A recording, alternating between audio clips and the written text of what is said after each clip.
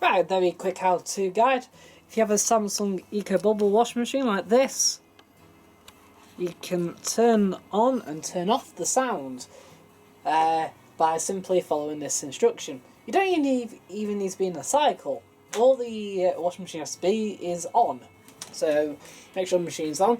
Then there's rinse and spin here on the display.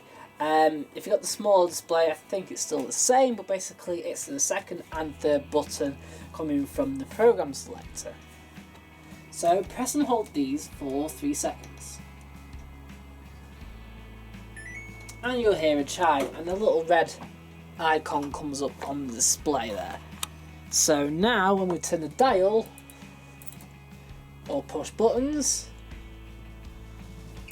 it just doesn't make a noise.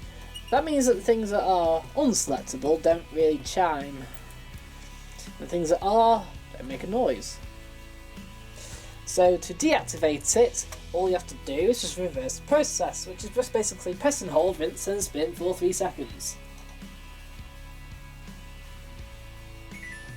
The little red icon will go back out, and now when we turn the dial, it makes noises. If you turn it off, turn it back on, press play.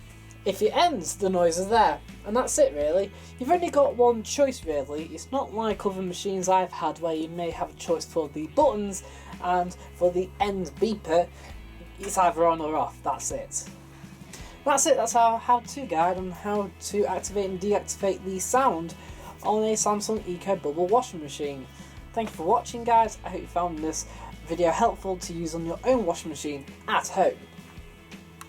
Thank you for watching. Don't forget to like, subscribe, comment. It does help the channel to grow in popularity and to help fund videos like this. Thank you for watching.